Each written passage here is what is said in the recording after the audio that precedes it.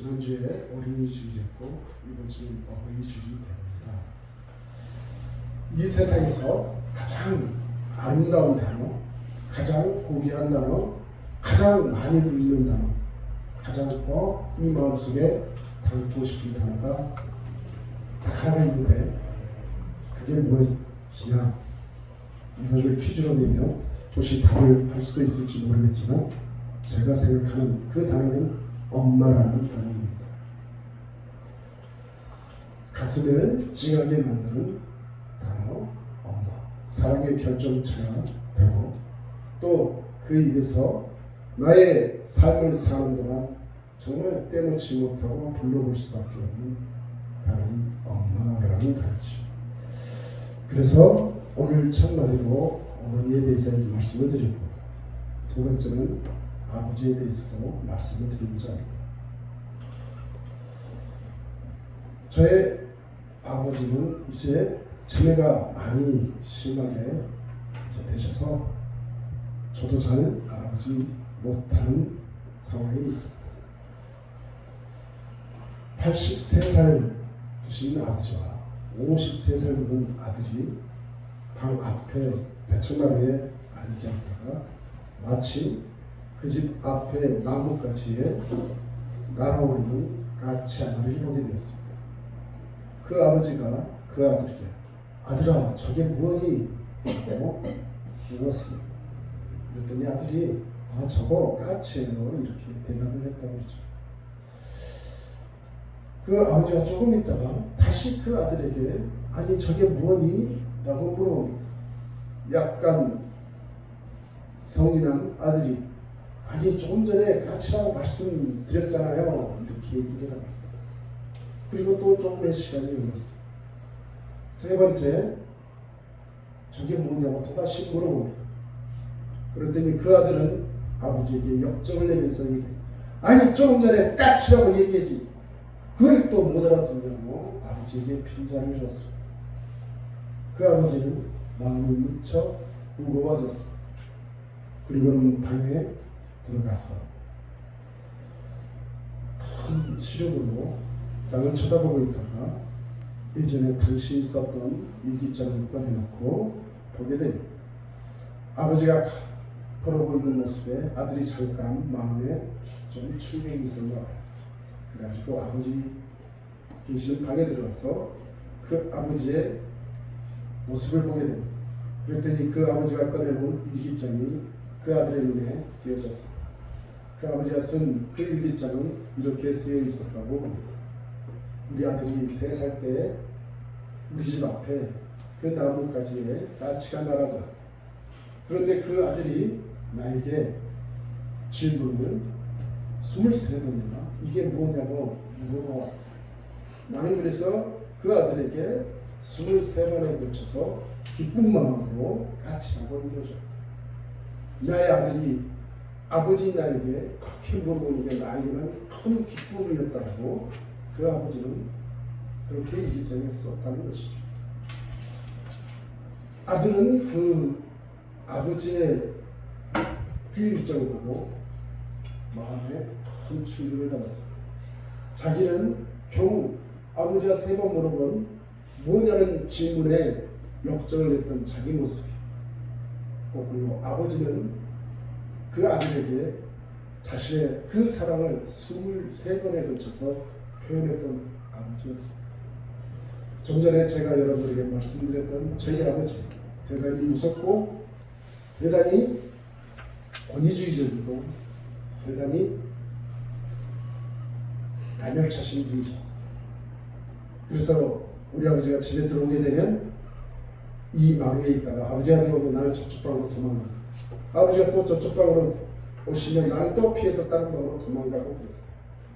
그런데 이제 저도 나이가 이제 60쪽으로 가까이 오다 보니까 아버지를 뵈면 저희 아버지도 머리도 많이 희끗해지셨고 이제는 힘도 많이 빠지셨어요.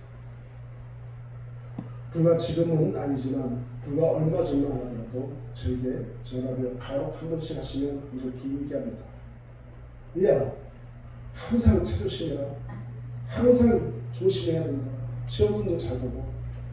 제가 나이가 거의 60이 다 돼가는 저에게 아버지가 그렇게 조심하고 말씀하셨어요.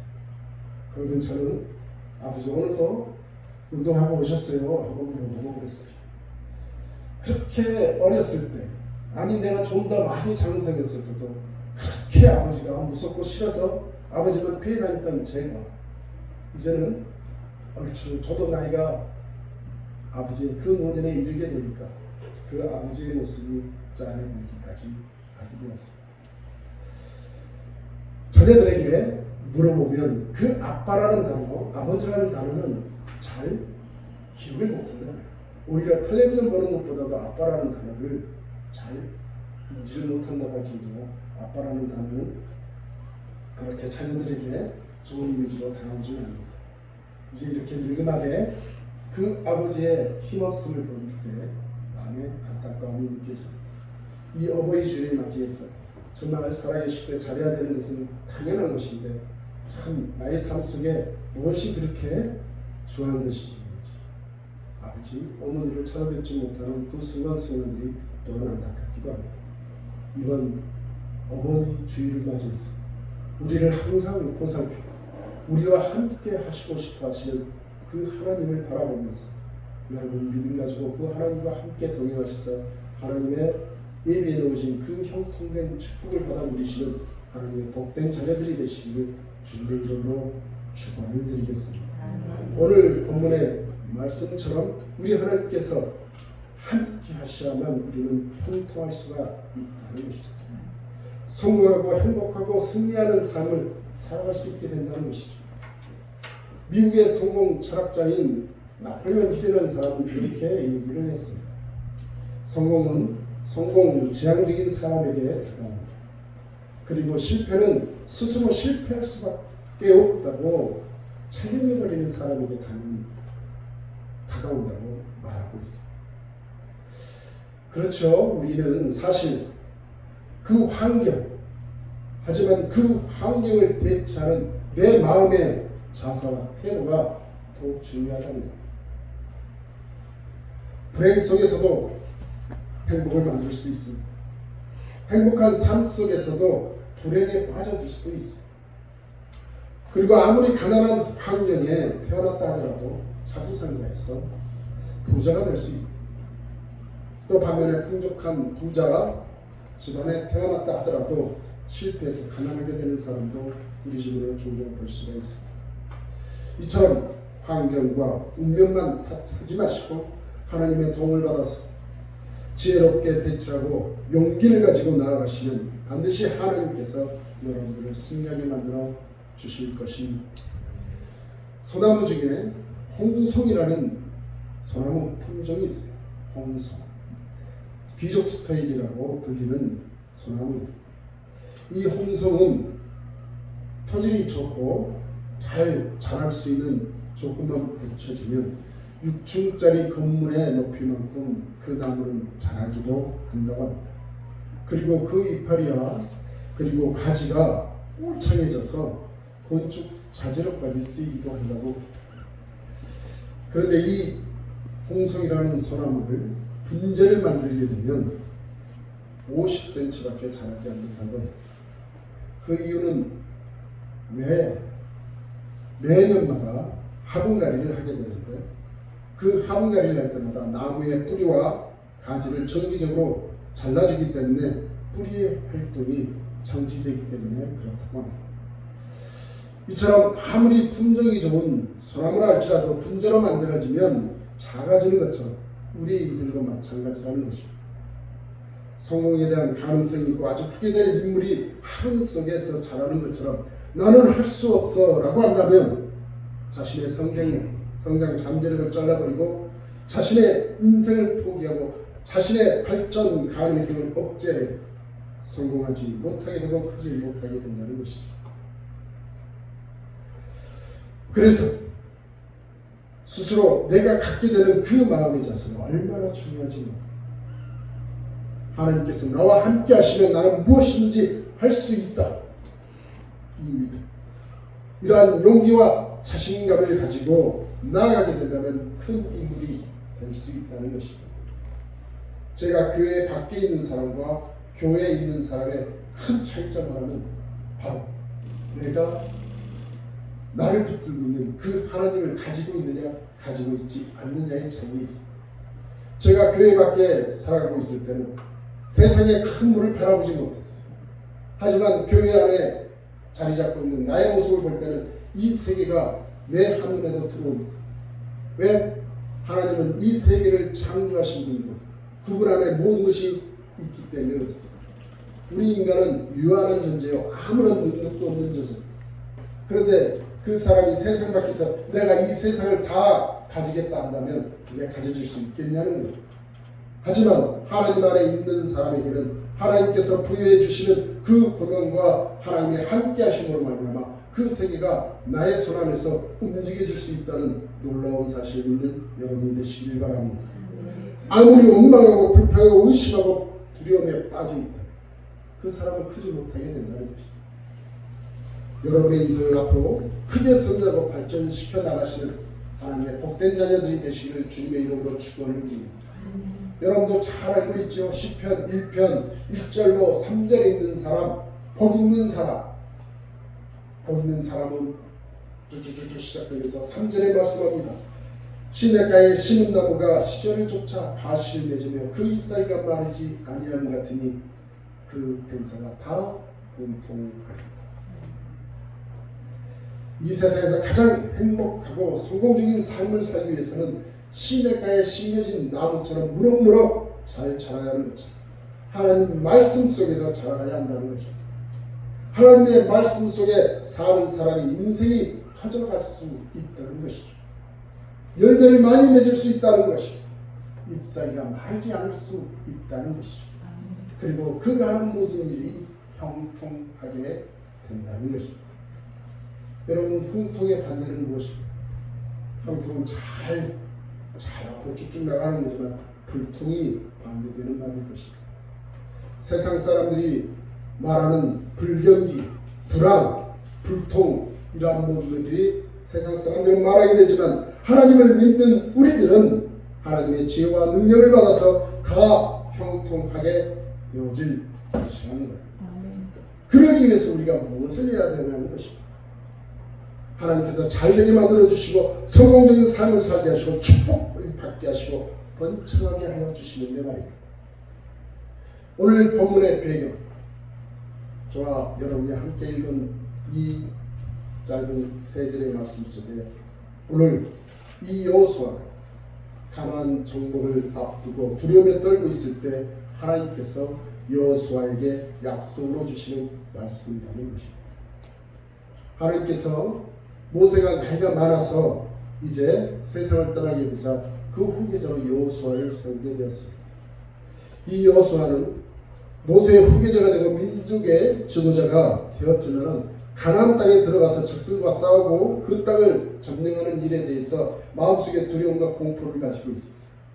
불안한 마음을 가지고 있었던 것이죠. 그때 하나님께서 여호수아에게 너의 평생에 너를 능히 당할 자가 없으리니 내가 모세와 함께 있었던 것 같이 너와 함께 있을 것이니 내가 너를 떠나지 아니하면 버리지 아니하리라. 이렇게 말씀합니다. 그리고 다음 말씀으로 마음을 강하게 하고 담대히 하라. 이렇게 말씀합니다.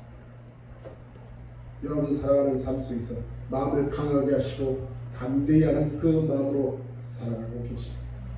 하나님께서는 또한 우리에게 좌로나 우로나 치우치지 아니하고 하나님의 말씀을 지켜 행하라고 얘기하고 있습니다.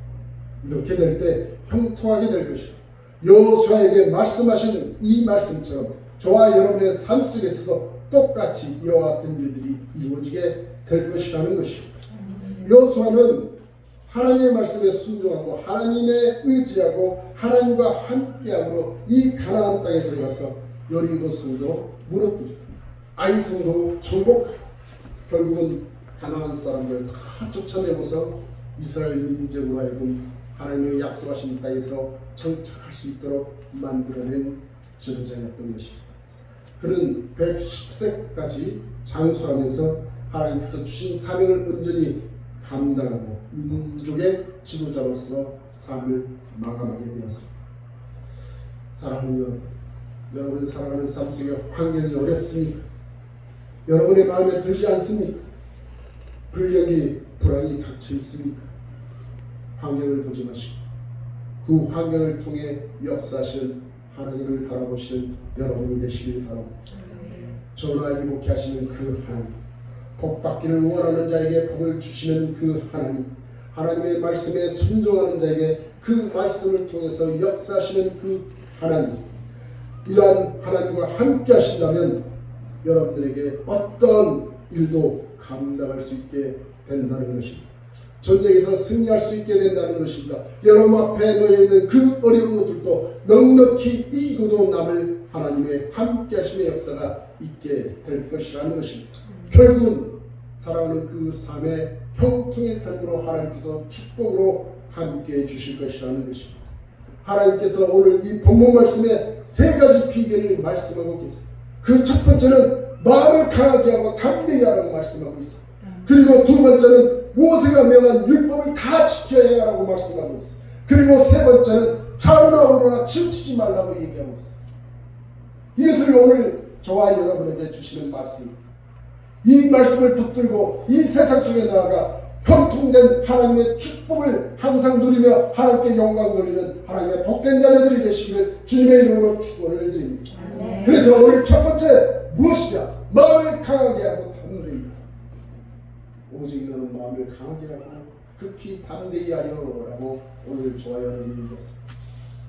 우리의 마음의 자세가 아까도 말씀하지만 계속해서 얼마나 중요한 말인지 모릅니다. 담대한 마음과 강한 마음을 가지고 염려나 걱정이나 근심이나 두려움이나 불평과 원망을 떨쳐버리시고 하나님과 함께하는 저와 여러분이 되시길 바랍니다. 여러분, 마음이 강하다는 것은 흔들리지 않는다는 것을 의미합니다. 바람 부는 대로 물결치는 대로 흔들려서는 하나님과 함께할 수 없다는 거예요. 어떤 불행한 환경이 닥친다 할지라도 우리의 믿음이 흔들려서는 안 된다는 것이죠. 극히 담대하라는 것도 최대한 담대하고 강한 마음의 자세를 가져야 한다는 것을 의미하고 있습니다. 그렇게 할 때, 극히 담대한 마음을 가질 때 우리에게는 두려움과 공포는 결코 우리에게 올 수 없게 된다는 것이죠. 민수기 14장에 보면 이스라엘 백성들이 하나님께서 말씀하신 그 가나안 땅을 정복하기 위해 이제 가데스 바네아라는 그 지역에 도착해서 가나안 땅으로 12명의 정탐꾼을 보내는 사건이 기록되어 있습니다. 그런데 정탐하고 돌아온 10명의 정탐꾼들은 뭐라고 얘기하느냐? 우리가 그 땅을 점령할 수 없다고 얘기합니다. 왜? 그들은 우리가 메뚜기 같아서 절대로 그 땅을 정복할 수 없다고 얘기합니다. 하지만 나머지 두 사람이었던 여호수아와 갈렙은 이렇게 말씀합니다. 여호와를 거역하지 마라. 또 그 땅 백성들을 두려워하지 마라. 그들은 우리의 밥이라. 그들의 보호자는 그들에게서 떠났고 여호와는 우리와 함께 하시느니라. 이렇게 얘기합니다. 맞지요? 여호수아와 갈렙의 그 마음, 강하고 담대한 그 마음, 반대로 10명의 그 마음은 두려움에 떨고 있는 그 마음, 절대적인 차이가 거기에 있는 것입니다. 부정적인 보고를 하고 포기를 하고 있는 10명이었지만 여호수아와 갈렙은 하나님께서 함께 하시니 두려워하지 말자고 강변하고 있는 것입니다. 하나님은 누구와 함께 하시고 부정적인 보고를 하고 있는 10명의 정탐꾼에게 하나님께서 함께 하실까요? 아니면 여호수아와 갈렙처럼 우리가 하나님과 함께 나아가면 저들은 우리의 밥이 되겠다고 말하고 있는 여호수아와 갈렙과 여호수아에게 하나님께서 함께 하십니다. 하나님은 바로 여호수아와 갈렙에게 함께 하시는 것입니다. 긍정적인 사고방식을 가진 사람, 믿음을 가진 그 사람, 아무리 어렵고 힘들다 할지라도 믿음으로 나아가는 자에게 하나님께서 함께 하신다는 것입니다. 히브리서 10장 35절에 보면 또한 이렇게 말씀이 기록되어 있습니다. 너희는 담대함을 버리지 마라. 이것이 큰 상을 얻는다.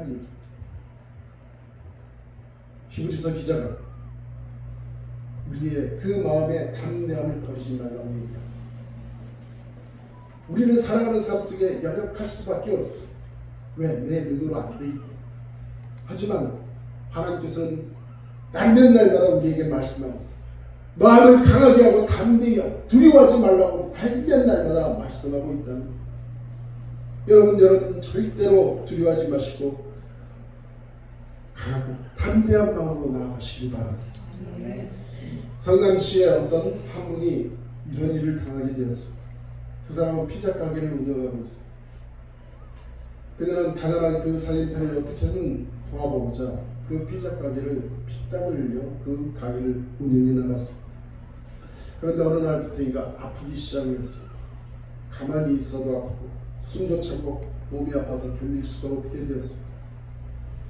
그래서 병원에 내과에 가서 피검사하고 소변검사를 받았어요.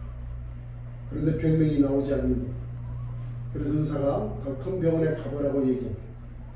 그래서 서울중앙병원이라는 그 병원에 가서 검사를 받아봤더니 골수 이형증이라는 병명을 얻게 되었습니다. 혈소판 수술까지 받았지만 의학적으로는 이제는 더 이상 해줄 수 없다고 의사가 얘기합니다. 그 피자 가게를 운영하던 그 집사님은 점점 숨이 차고 너무너무 아파서 병원 의사는 빨리 수술을 해야 한다고 얘기를 합니다. 하지만 수술을 한다 해도 살아날 가망은 그렇게 없지 않다고 얘기까지. 그래서 수술을 하게 되면 무려 치료비까지 포함해서 1억의 금액에 해당하는 병원비가 들게 될 것이라고 얘기를 하게 됐습니다. 여기에 남편은 결단을 내리고 죽더라도 기도원에 가서 죽자. 그러면서 그녀를 데리고 기도원에 데리고 왔습니다. 그리고 3일 금식을 하고는 그 남편은 이제 아들도 의지하지 말고 나도 의지하지 말고 하나님과 담판을 지어라 그렇게 말해놓고 자기는 내려가 버렸어요. 혼자 남게 된 그녀는 죽기 살기로 하나님 앞에서 눈물을 흘리고 10일 작정 기도를 했어요. 금식. 10일 작정 금식 기도를 끝내고 나니까 왠지 자신감도 생기고 통증이 좀 사라지는 것 같고 몸도 가볍게 느껴지게 되었다고 해요. 그래서 여기에 용기를 갖고 다시 20일 작정 금식 기도를 했다고 합니다. 어떤 마음으로 했느냐?